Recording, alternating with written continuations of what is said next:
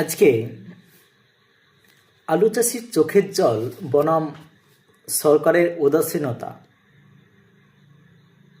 দায় কার? পশ্চিমবঙ্গের কৃষি ব্যবস্থার মেরুদণ্ড হলো আলু চাষ। যেমন হচ্ছে পশ্চিমবঙ্গ ধান চাষের দিকে প্রথম স্থান অধিকার করে আছে, একটা সময় পাট চাষের ক্ষেত্রেও প্রথম স্থান অধিকার করেছিল।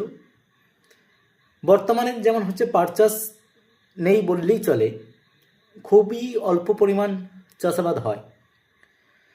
বর্তমানে যদি আমরা এই সময় দাঁড়িয়েই কথা বলি, তাহলে পশ্চিমবঙ্গে আলু চাষের গুরুত্ব বা আলু চাষই প্রচুর পরিমাণে আমাদের পশ্চিমবঙ্গের চাষিরা আলু চাষের দিকে ঝুঁকেছে। তার কারণ হচ্ছে যে আলু একটা অর্থকরী ফসলের মধ্যে পড়ে। পরিতাপের বিষয়টা হচ্ছে যে হাড় ভাঙা খাটুনি আর চড়া সুদে ঋণ নিয়ে চাষ করার পরও আজ আমাদের অন্নদাতারা, যারা আমাদেরকে খাবার তুলে দেয় আমাদের মুখের সামনে, আমরা বসে বসে শুধু শহরে বসে বসে খাই, বলে আওড়াই, তাহলে যে সমস্ত অন্নদাতারা আমাদের মুখে অন্ন তুলে দিচ্ছে, তারা আজকে আলুর ন্যায্য মূল্য পাচ্ছে না। যখন উৎপাদন খরচ 1 বিঘা যদি চাষ করে, তাহলে সেখানে 25 থেকে 28 হাজার টাকা শুধু 1 বিঘা জমি যেখানে আলু চাষ করতেই খরচা হয়, সেই খরচটা তুলতে খরচই উঠছে না এখন। তখন রাজ্য সরকারের ভূমিকা নিয়ে প্রশ্ন ওঠা কি স্বাভাবিক নয়? প্রশ্ন করা কি অন্যায় হবে? 1 নম্বর হচ্ছে যে এমএসপির কথা যদি আমি বলি, এমএসপিটা কি? এমএসপি হচ্ছে একটা সহায়ক মূল্য যেটা সরকার থেকে দেয়। সেটাকে যদি আমি ফুল ফর্ম বলি, যে মিনিমাম সাপোর্ট প্রাইস, যে একটা ন্যূনতম দাম থাকবে। তো সরকার কি আগে থেকে আলুর কেনার জন্য একটা স্থায়ী বা সম্মানজনক মিনিমাম সাপোর্ট প্রাইস ঘোষণা করতে পারছে না? চাষিরা কি তবে ফোরে আর মধ্যসত্ত্বা যে সমস্ত ভোগীরা আছে তাদের ওপর বেঁচে থাকতে হবে? এত এত জিনিস সরকার ঘোষণা করতে পারছে, একটা ন্যূনতম দাম ঘোষণা করতে পারছে না। নাম্বার 2 হচ্ছে যে প্রতি বছর আমরা দেখেছি যে এখন হচ্ছে উচ্চ ফলনশীল আমাদের সমস্ত ফসলগুলো হচ্ছে। তাহলে উচ্চ ফলনশীল ফসলের দিকে যখন মানুষ হচ্ছে অগ্রসর হয়েছে, বিজ্ঞান অনেক উন্নত হয়েছে, তাহলে সেই দিকে আমাদেরকে, যেমন হচ্ছে আমরা নিজেদেরকে অগ্রগতির দিকে নিয়ে যাচ্ছি, ঠিক একইভাবে আমাদের যেহেতু প্রতি বছরের আলুর যে বাম্পার একটা ফলন হচ্ছে, তাহলে হিমঘরের জায়গা পাওয়া নিয়ে হাহাকার পড়ে প্রত্যেক বছর আমরাই দেখি। তাহলে আধুনিক কোল্ড স্টোরেজ যে চেইন তৈরি এবং পুরনো যে হিমঘরের সংস্কার, সেই সংস্কারের সরকারের সদিচ্ছা কোথায়? কোনো কি সদ ইচ্ছা আছে? বা নতুন করে কোনো হিমঘর তৈরি হয়েছে? নাম্বার 3, যদি আমি রপ্তানি নিয়ে কথা বলি, যে ভিন্ন রাজ্যে আলু পাঠানো বা বিদেশে রপ্তানির ক্ষেত্রে কেন কোনো স্থায়ী বা শক্তিশালী পরিকাঠামো গড়ে তোলা হচ্ছে না? কেন? এর দায়ীটা কার? প্রতিবেশী রাজ্যের সমন্বয় করে আলু বাজারে সচল রাখার দায়ভারটা তো প্রশাসনের, এখানে রাজ্যকে যে চালনা করছে তার। প্রশ্ন কি উঠবে না? নাকি প্রশ্ন তুলব না আমরা? 4 নম্বর যদি আমি পয়েন্ট বলি, যে বীজের কালোবাজারি এবং সারের যে আকাশ ছোঁয়া দাম, তখন তো সরকার প্রতিবাদ করেনি। তাহলে চাষের সময় সার ও বীজের যে কৃত্রিম অভাব, তার কালোবাজারি রুখতে সরকার ব্যর্থ, তাই না? অথচ ফসল বিক্রির সময় চাষিকে জলের দরে আলু ছেড়ে দিতে হচ্ছে। কেন এই দ্বিচারিতা? কেন?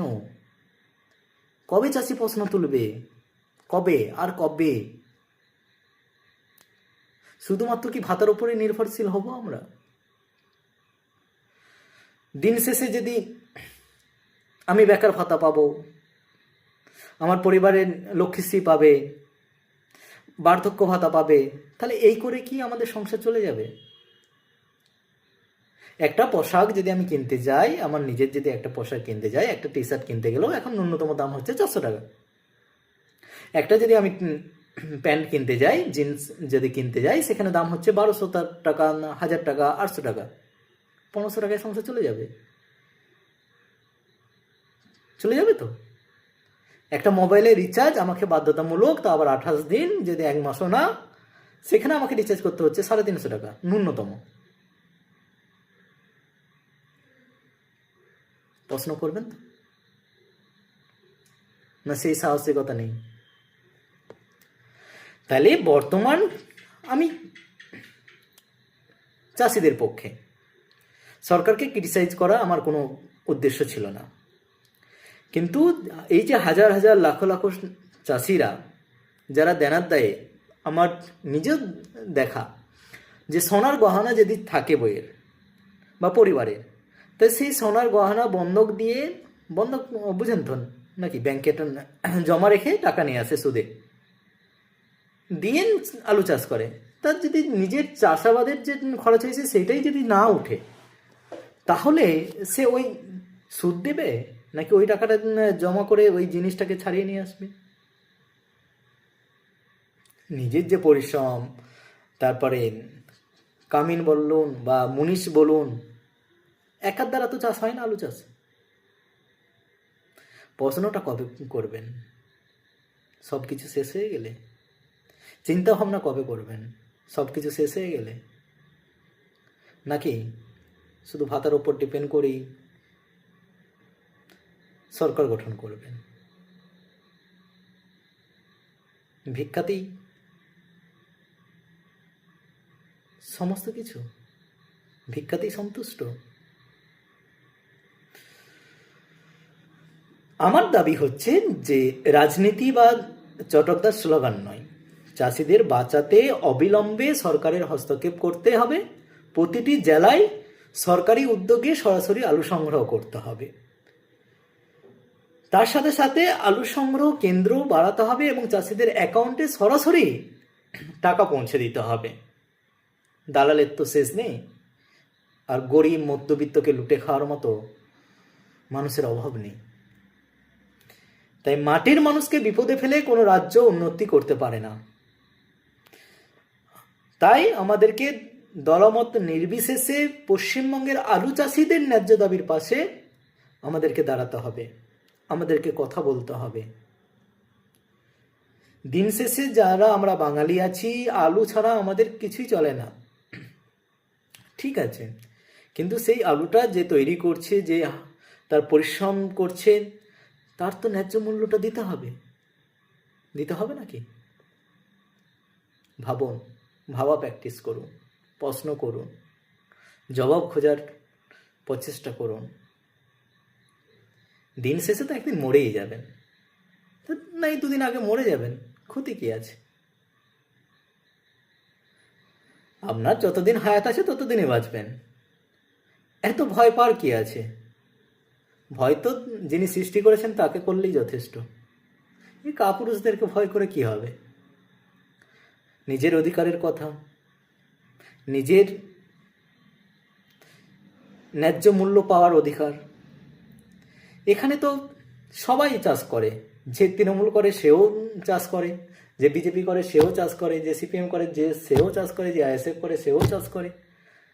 তাহলে চাষিদের হয়ে কথাটা বলবে কে? আপনিও চাষি, আমিও চাষি, অন্য কেউ চাষি।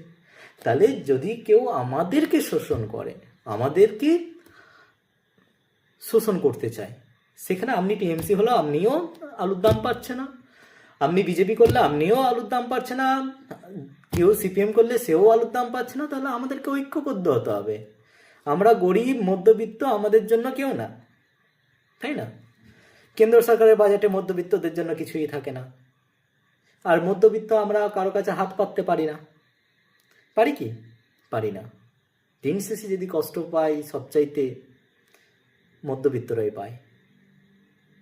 তাই আসুন সবাই ঐক্যবদ্ধ হয়ে প্রতিবাদ করি, যেমন প্রতিবাদ করেছিল পাঞ্জাব, হরিয়ানার কৃষকরা। পাঞ্জাব এবং হরিয়ানার কৃষকদের লাইফস্টাইল আর আমাদের পশ্চিমবঙ্গের কৃষকদের লাইফস্টাইল